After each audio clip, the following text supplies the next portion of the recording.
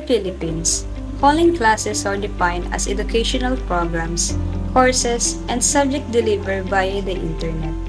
This is one of several modes of delivery that the Department of Education has encouraged public and private schools to use to provide quality distance learning.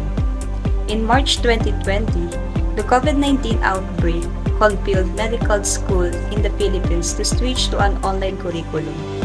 The COVID-19 pandemic caused significant disruptions in all aspects of life, particularly how classes were taught both offline and online. The sudden shift to a purely online method of teaching and learning was caused by the Philippine government's lockdowns. Dangal greetings everyone, we are the group 11 of ITE era. I'm Andrea May Riña, and together with my group mates, Miss Christine Aguilar and Miss Princess Danalyn Celebre, we are going to talk all about the factors affecting the learning experiences of the student at senior high school in relation to switching from face-to-face to online classes. COVID-19 is one of the most difficult health crises that the world faces in 2020, especially here in our country, the Philippines. By January 2020, COVID-19 had spread to many parts of the world. According to Johns Hopkins University, 94 million people are infected, and out of those 94 million people, 2 million people died in 191 countries and territories. The World Health Organization, or the WHO, stated that coronavirus disease is an infectious disease caused by the SARS-CoV-2 virus. The people who are infected with the virus will experience mild to moderate respiratory illnesses and recover without requiring special treatment. However, some will become seriously ill and require medical attention. The virus can spread from an infected person's mouth or nose in small liquid particles when they cough, sneeze, speak, sing, or breathe. It is important to practice respiratory etiquette, for example, by coughing into a flexed elbow and to stay at home. If you have COVID, you must self-isolate until you recover if you feel unwell. For that reason, COVID-19 easily spread because we are the carriers of the virus. At that time, a cure and vaccine were not available, so you had to self-isolate to get rid of the virus. And people who were not infected were required to stay at home for them not to get the virus. This study aims to determine the behavior of students who switch from face-to-face classes to online class or virtual classes, with the goal of reducing the spread of COVID-19 virus and measuring the effectiveness of the plan through the behavior of the student with special needs. And here's the statement of the problem. First, can the teacher help the student gain knowledge while dealing with an online class? Second, did the student have internet access? Third, are they experiencing culture shock?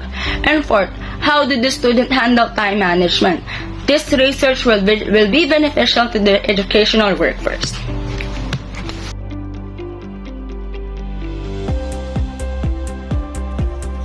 To be able to fulfill the learnings, the Department of Education came up with an alternative platforms, which is online distance learning, that can be used in the meantime.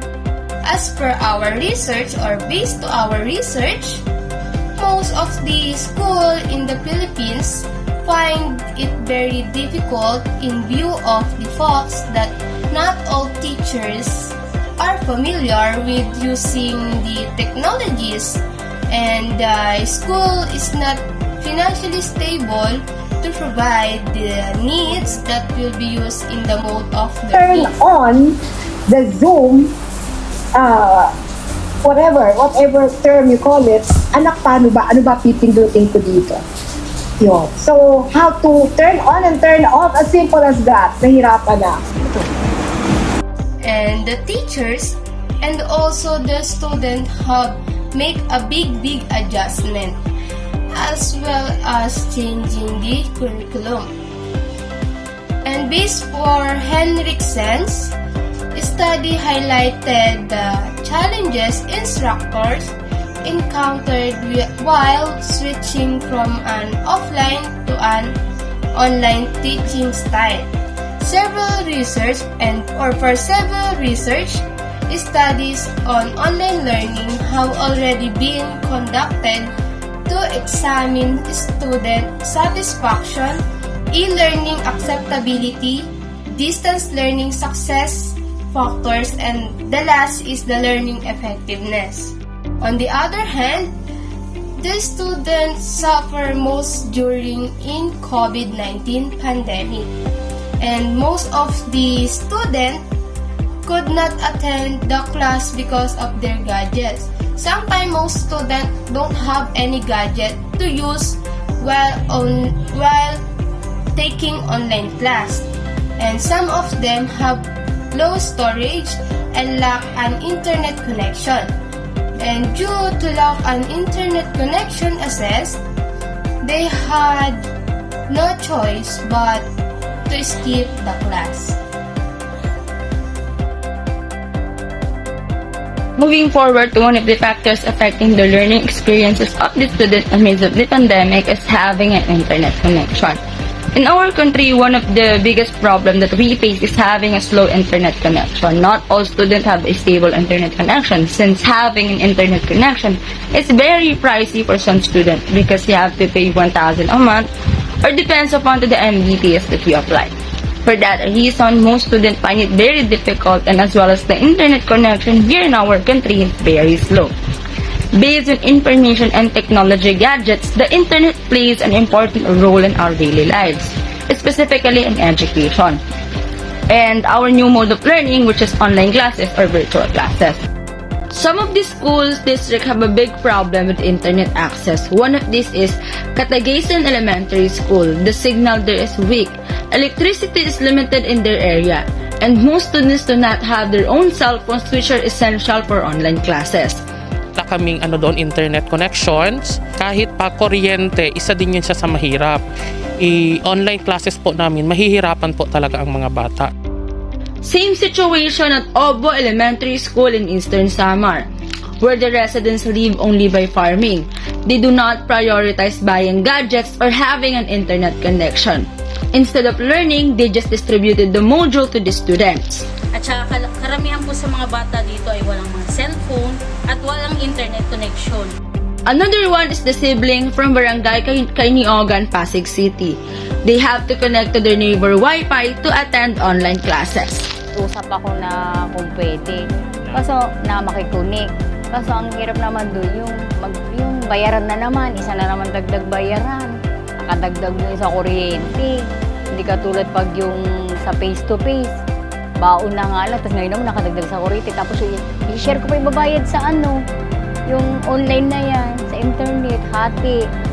Bibili mo na nga lang ng pagkain. Bibigyan mo na lang ng baon. Ng mga, halimbawa yung may mga prize sa school. Ayun pa, nakadagdag. Diba? Ang hirap. According to Ana P. Santos, many students still use the internet to conduct supplementary research for more difficult tasks. That's an issue since of the 6.5 million students with the internet access, 20% or so utilize coffee shops or other public spaces to use the internet. According to DepEd poll, even worse, 2.8 million students have absolutely no access to the internet. This is particularly prevalent in rural regions, where 53% of people live where both internet access and speed can be challenges. Culture shock can occur in online learning for students, teachers, and parents. Students have limited communications and outreach among themselves. Students with special educational needs face greater challenges and screening times are longer. Another challenge is that the Philippines lags behind other countries in terms of internet availability, affordability, and speed. Internet access and technological literacy are becoming increasingly important in the country as schools implement a program known as blended learning. Ma'am, dapat hindi ko po talaga sila i-enroll kasi inisip ko na paano po wala kaming wifi, wala po kaming gadget, wala kaming lahat. Ano po gagamitin nila sa pag-online? Pero nung napahiram po kami ng gadget ng tita niya, sabi ko, sige, pwede na to kahit isa lang. Palitan po sila kung sino po yung mauuna. Bumibili po kami sa kapitbahay namin ng hotspots. Kaso mahirap din po mag-connect kasi ang dami pong nakakonect sa kanila pag nagkaklase po. Kasi minsan po nasabi rin ng anak ko, ayoko na lang mag-aral man, nahirapan ako dito. Gusto ko pumunta na lang sa school para doon na lang kami ng teacher ko magkita. Kaso nga po, hindi nga pwede. Aside from that, teachers must adequately prepare for online learning, which include some limitations in the choice of key teaching methods, less curriculum material coverage, a lack of technical skills that impede the potential for online learning, longer screen time as a result of creating e-content and providing feedback on students' work, more intense and time-consuming communication with parents, and a sense of higher internet use. Montenegro concluded that because face-to-face learning is limited to the classroom, academic achievement among students who use it is frequently low.